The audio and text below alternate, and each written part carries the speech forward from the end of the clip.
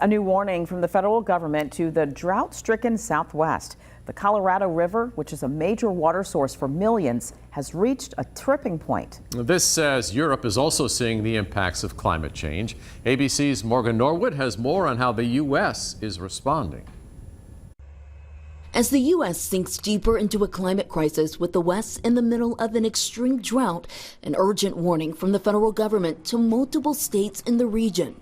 They're asking Arizona and Nevada to drastically cut down on water use as the Colorado River, which serves nearly 40 million Americans across 7 states and Mexico, reaches a tipping point. Without action, we cannot protect the system and the millions of Americans who rely on this critical resource. In the Colorado Basin, Lake Mead and Lake Powell are both at historically low levels after 23 years in drought conditions.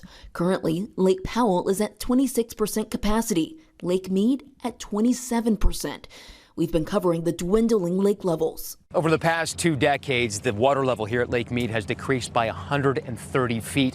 That's basically a 13-story building. And when you're up close, you can see how gigantic those bathtub rings really are. And from the drought to the flooding, the West is getting it all. This river of water rushing onto the Vegas Strip. And just a couple of weeks ago, a so-called 1,000-year flood in California's Death Valley. Experts say the drought and flooding can go hand in hand, as even mild rainstorms can overwhelm dry soil and create rivers in the streets. But the West isn't the only region at risk. You can see how most of the country is experiencing some level of drought conditions. And abroad, the climate crisis is mounting there too.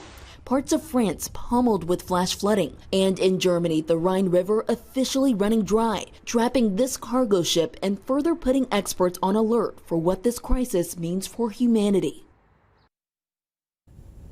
In response to the emergency on the Colorado River, the federal government is stopping short of forcing water cuts, saying they would rather work together with the states to find possibly a better solution.